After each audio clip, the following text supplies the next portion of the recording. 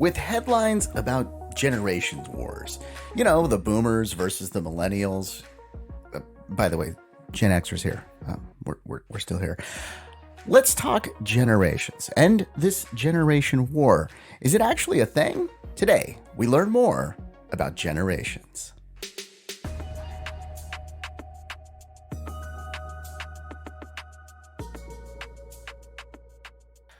All right, thanks for listening and subscribing to Learning More. This week, we are talking about generations, and I am joined by Bobby Duffy. He is a professor of public policy and director of the Policy Institute at King's College London. It's late in the day for you, so thank you for taking time out of your evening to join me today. Not at all. Great to be here. The reason why I've got you on is two reasons, actually. You've got a book out called The Generation Myth.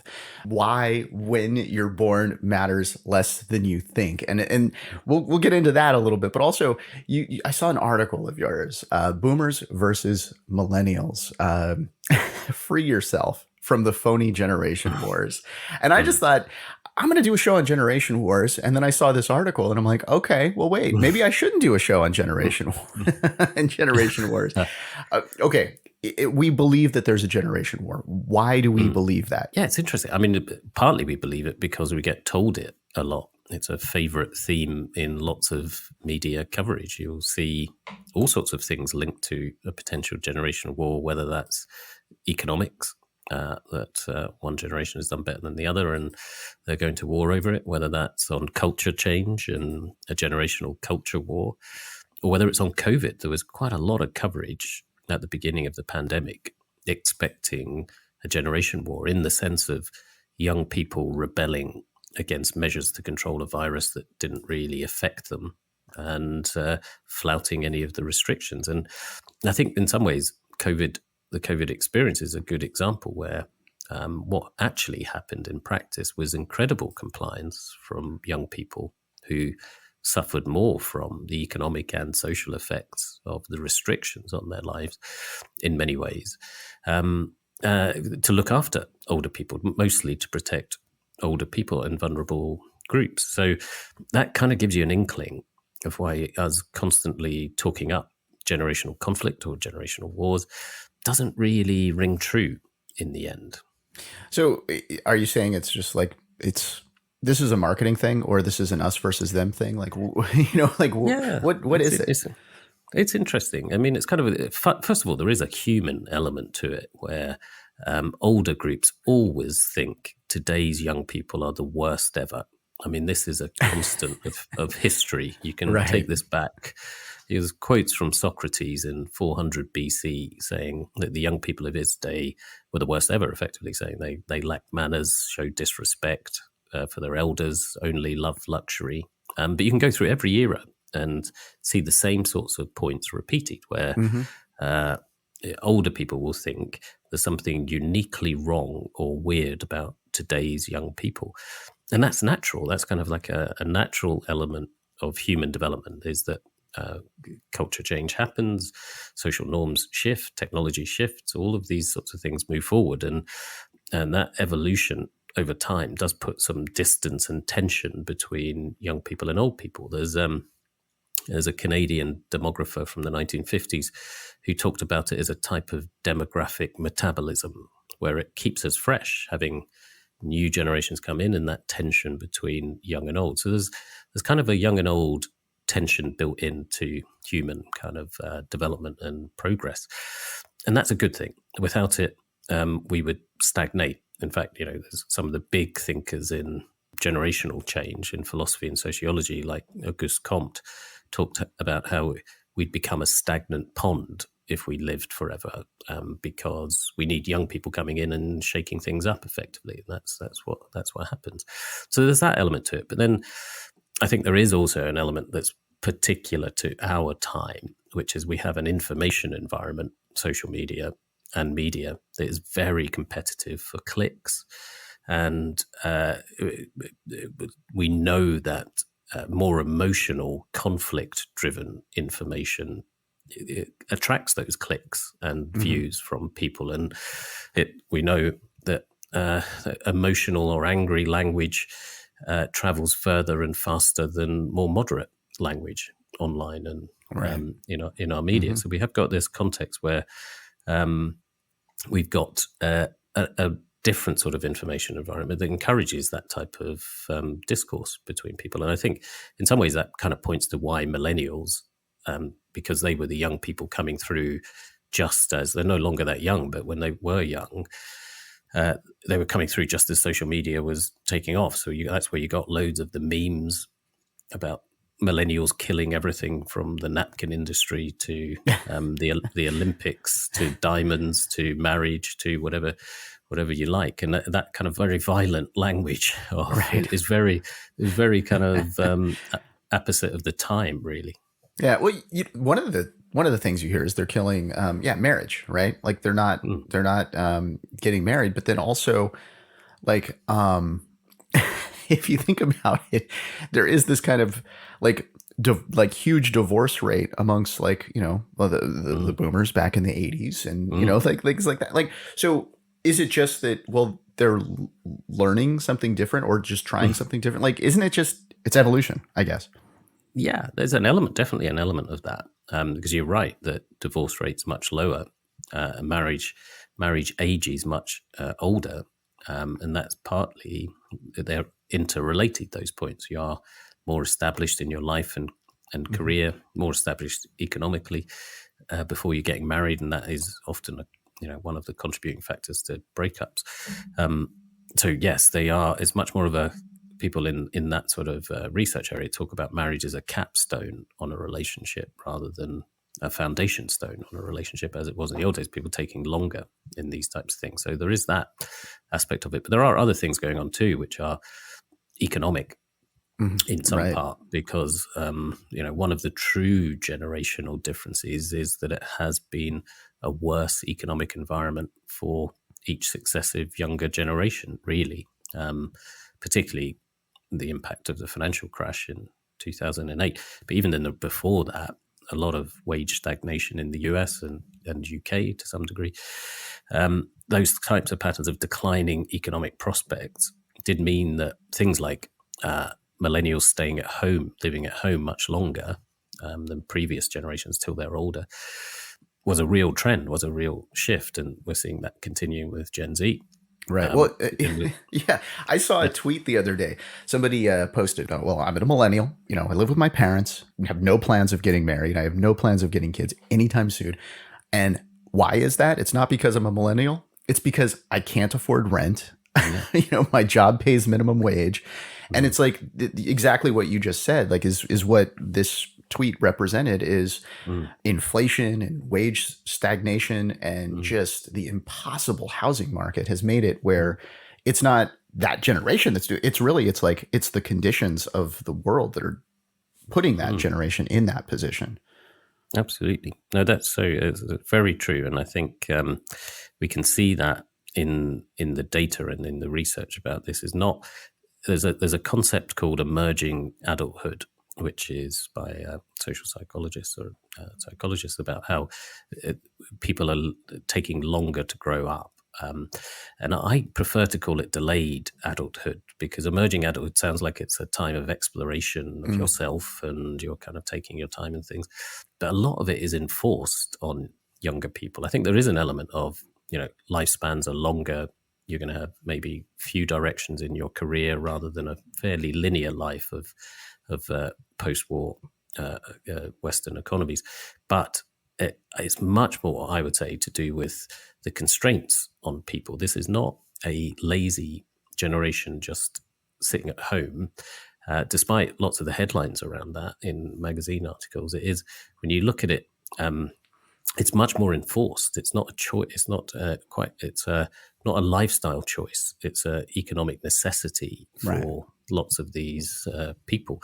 And there's a curious kind of double whammy. This is why I've got a lot of sympathy for millennials. I'm a Gen Xer, but I've got a lot of sympathy for millennials, because not only have they had really hard circumstances, they also get this kind of victim blaming that goes on with it, where they are people giving them advice, financial advice, about giving up fancy coffees or avocados in order to save up for a house, when it's got nothing to do with those types of things. Their actual consumption spending is much lower than previous generations because they're poorer Right. in many ways. So the victim blaming is quite a trend for younger generations, and it's that is a cause of resentment, rightly a cause of resentment, when you're getting advice from older generations who didn't get rich through really smart decisions by themselves. It was circumstances, economic circumstances were different, with growth and house price growth, et cetera, et cetera. But there's a book,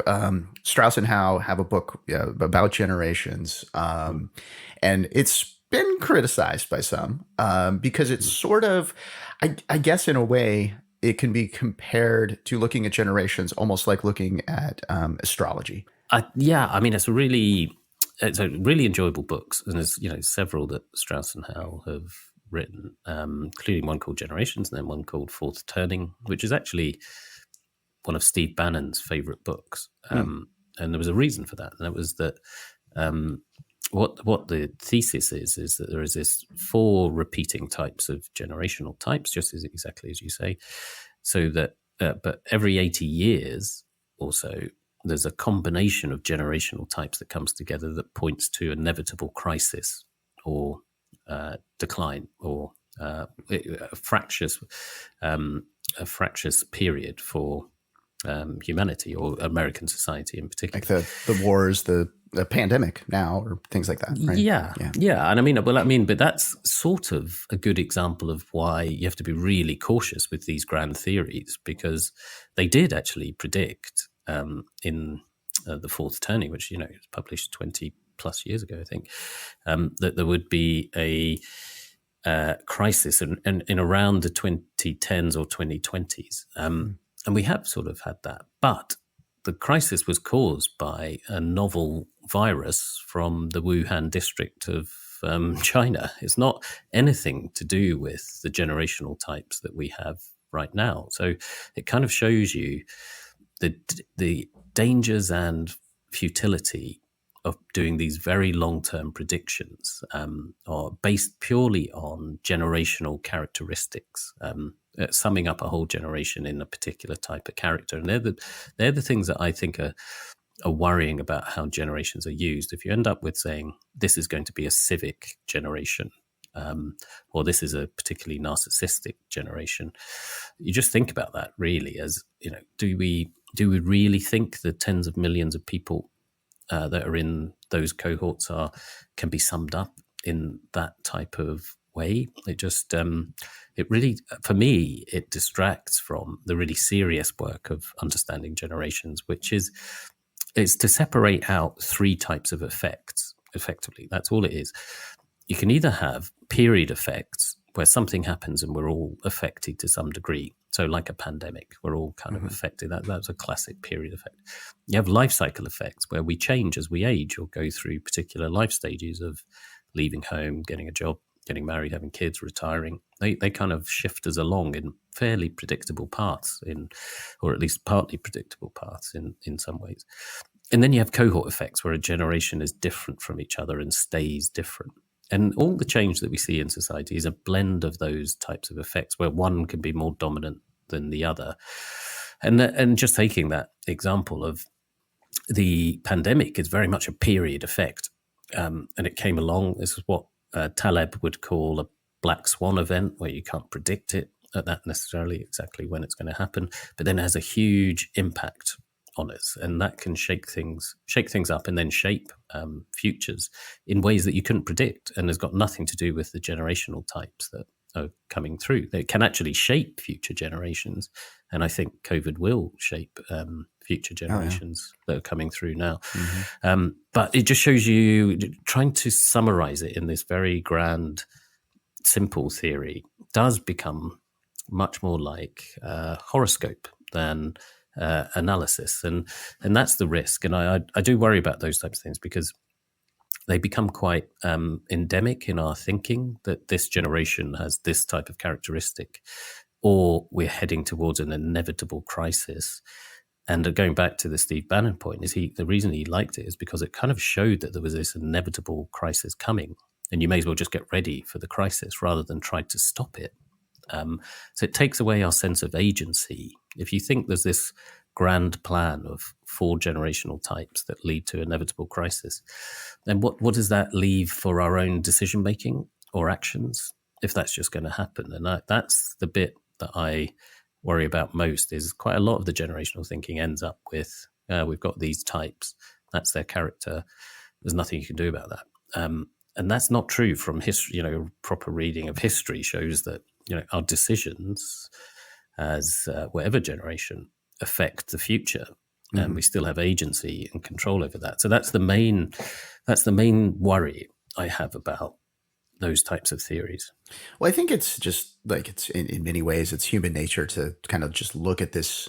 Oh, well, we've got this data. Let's kind of stereotype all of this into this, or kind of make these kind of broad ways of just like, looking at these groups and put everybody into these buckets, and it's like, okay, now we've got 4 buckets. Oh, these buckets are similar to those. But so, it's human nature to do that. And then of course, the next step would be taking that into like, can we use this for, predictive for the future? Yeah. But in kind of looking at generations, like, first of all, actually, I guess the bigger question here is, should we be looking at groups in these kind of generations? Like, do you feel like we should be doing that? Yeah, and this is a really interesting current question in the US. There's an open letter from, I think it's 180 academics saying that we should drop these types of categorizations. And I don't think we should drop them. I think we should keep generational analysis. Generational analysis is like a really big idea that you need to have some understanding of how different cohorts of people differ from each other to understand the future. I mean, it's just as simple as that, because the oldest generation are dying out and being replaced by a younger generation. So if there is something truly different between those generations, then that's really important to understand the future. I mean, that's kind of just we're born, we live, we die in this repeated society-wide cycle. So it's based on something as fundamental as that. The problem is the stereotyping that goes alongside that actually hides a lot of the real differences. So the job in the book is to use that period cohort life cycle thing to separate the myths from reality. And what you see when you do that is there are some really big differences between generations that are real, and you couldn't really see in any other way apart from looking at it like this.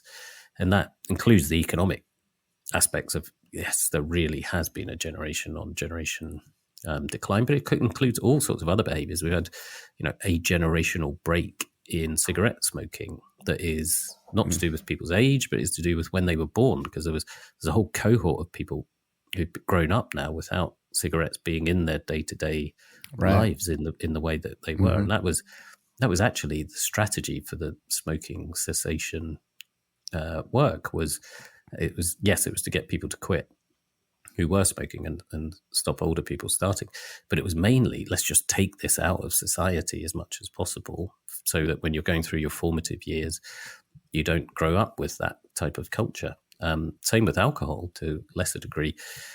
Really big generation on generation falls in alcohol consumption. Right. And so those sorts of, these are very real things. There's been a big change in our sex lives as well, which is partly generation too. So lots of aspects of life touched by real generational effects. And then the trouble is we just waste our time with a whole load of stereotypes and cliches. Right. Well, actually, okay. So we're going to take a short break here, but when we come back, I'm going to ask a question that might just be a stereotype. We'll see. I've also, when I scheduled this interview, I had a question that I was like, all right, this has got to happen. I'm going to ask that question as well when we return. We'll take a short break and we'll be right back with more Learning More.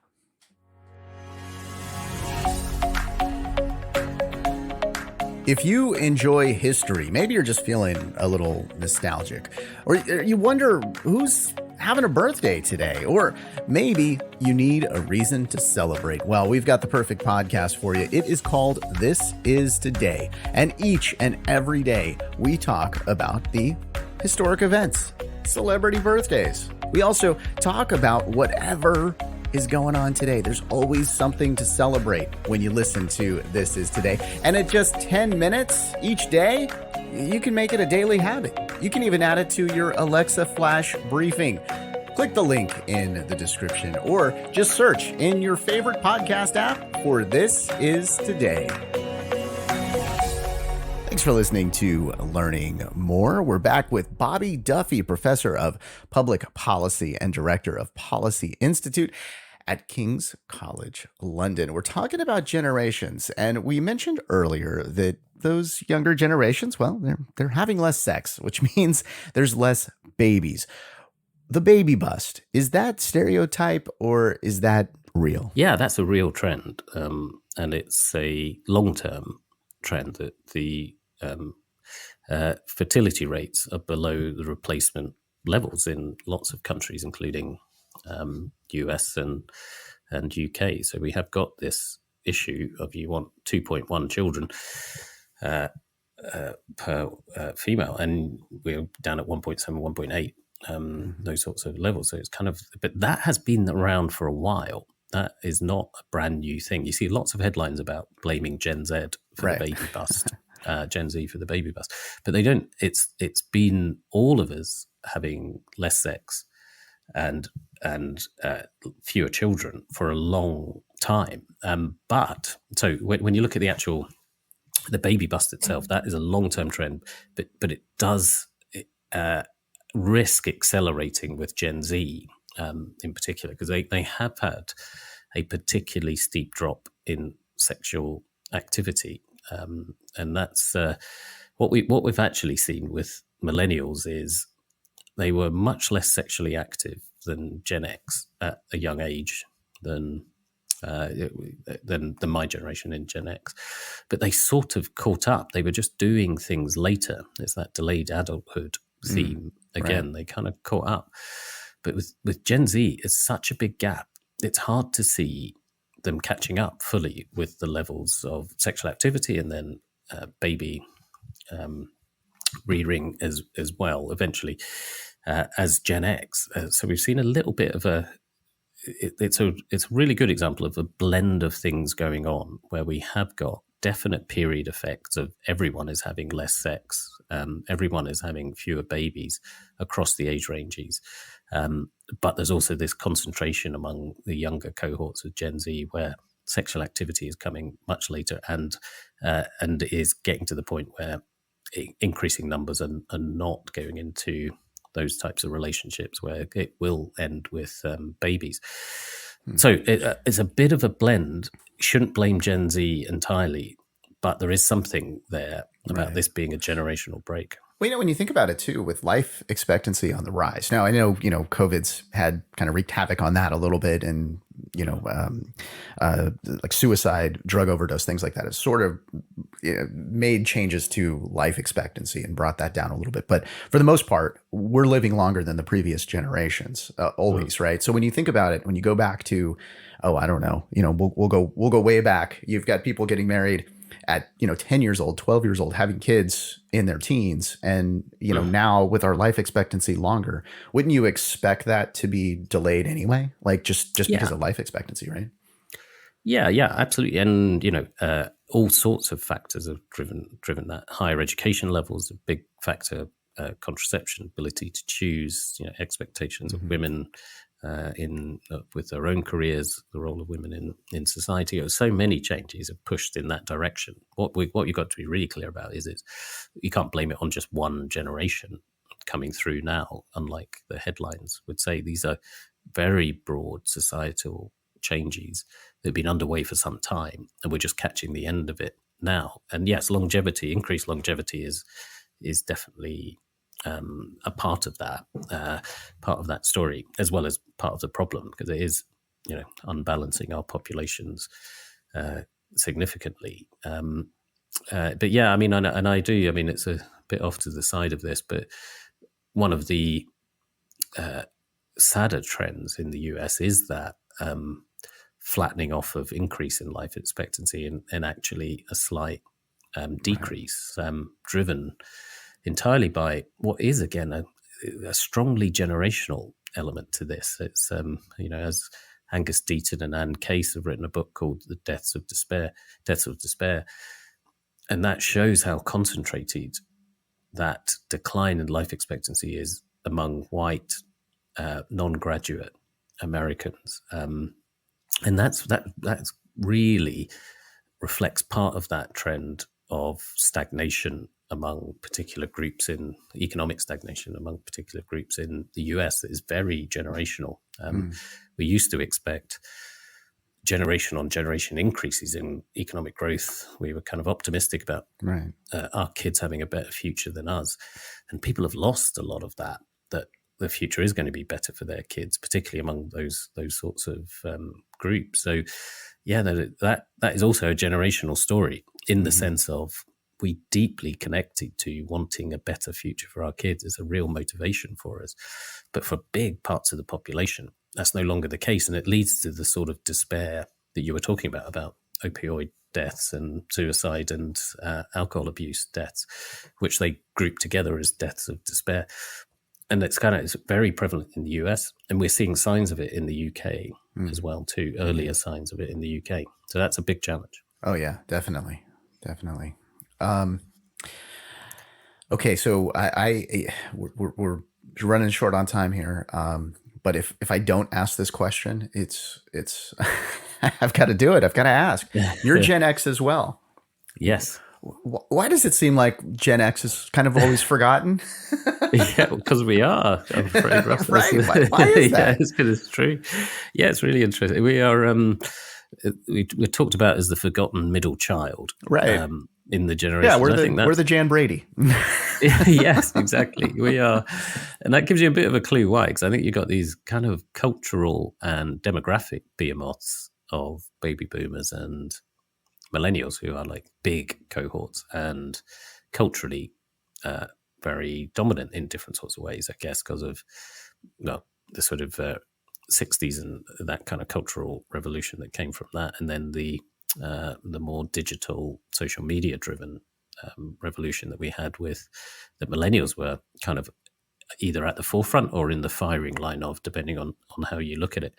And we didn't really have quite so much of that. We are smaller, and less attention has been lavished on us from those types of things. And we're also sort of a little bit of a bridge generation. I mean, I like being Gen X and looking at generations because we can kind of see elements of both baby boomers and millennials in our experience. We didn't make it as rich as baby boomers, but we're not as poor as millennials. And culturally, we're closer to that kind of millennial mindset than the older baby boomers, at least in some of those types of cultural connection. So we're a very useful bridging generation between the two, but that doesn't make us very interesting for headlines or anything else. We're kind of in the middle. Yeah, I know. It's kind of funny when you watch, like, you're watching the news or something, they do some sort of report on generations and they just leave out Gen X entirely. It's like, it happens. Like, what? Come on. Yeah, even in publicity for my book, they were kind of, there's quite a lot with just the blurbs would never mention Gen X. Right. You have to point out that that's actually one of the key themes. And we are a really interesting generation. I mean, like, we're in middle age now, and that is an interesting, being the middle generation in middle age is quite an interesting time. And it's because there are pretty clear, very clear evidence of a U-shaped happiness curve where it dips in these middle years. And so we are sort of like in that perfect spot. In fact, when I was writing the book, I was the work by Blanchflower and Oswald and people like that on happiness say that 48 is the most miserable age, and that's more or less exactly when I was writing the book, which kind of gives you which kind of explains my mindset during some of it.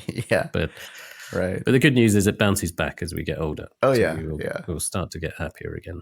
I actually did an entire podcast on that. It's in season 1. I'll throw a link in the description if you're interested in learning more about the happiness curve. Okay, so let's talk about the data. If we are looking into generations, and we're trying to do some research on this. We're trying to learn more and go deeper on this topic. Where do we draw the line here between actual fact and stereotypes? Like, what should we be concerned about when looking at this data? I suppose from my point of view, it's being wary of the motives. Why have we got this? But then the thing that I find most useful in my own kind of thinking about trends in society is just that little checklist of what type of effect from these three effects am I seeing here? Is this a period effect where everyone is being affected to some degree? Is it a life cycle effect? Am I one of the core drivers of generational myths is mixing up something that is explained by it purely being young people rather than a generational trait, that it's just that's what young people do. So a classic would be about materialism. So quite a lot of headlines claiming this generation is the most materialistic ever or whatever. And when you look at the data, what it shows is actually each generation comes in when they're young, the most materialist, and then as they get older, they get a little bit less focused on things. And it just repeats over time for Gen X, for millennials, for Gen Z, they each come in. So is this about how old the people are, or is it truly a cohort effect? And one of the biggest ones that I focus on a lot is views of climate change, which is really set up as a generational battle a lot in the coverage. So when Greta Thunberg was made Times Person of the Year in 2019, they called her an avatar in a generational battle between old and young.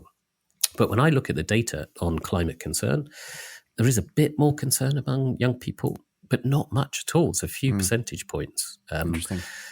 And we're setting it up as a conflict between young and old, when actually older people are deeply worried, particularly now, about climate change and about the future of the planet for their kids and grandkids. And that's the last thing we want to do, is create a fake division between young and old on climate when we need everyone to be motivated to act on it. So I think these stereotypes can be really important and destructive if you just accept them at face value. So I think challenging those types of things is actually, it's not just these stereotypes are not just annoying or distracting or fun in lots of cases. Sometimes they can be things that we should really work on countering. Right. And, you know, some of the stereotypes, it's just like, hey, well, why didn't we discover that? Like avocado toast. I mean, come on. True. Well, we've sort of adopted it. We can learn from each other as well. I hate to say it, it's just good. I mean, come on. Yeah. Why didn't we come up with that? Bobby, thank you so much for joining me today and helping us learn more about generations. No problem. Great to be here. Thank you. And thank you for listening and subscribing to Learning More. We encourage you and thank you for rating this podcast and sharing it with your friends. As with any podcast that gives medical or legal opinion, the information is not meant to substitute professional advice, and we encourage you to consult a professional to discuss your exact needs.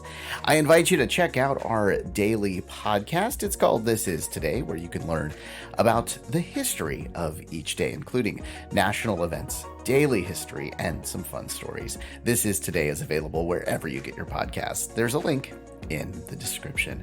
All right, we've got a new episode coming out next week on Learning More, and next time we learn about Bitcoin and NFT.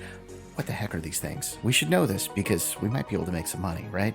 Check it out next week. Thank you for listening. Thank you for subscribing.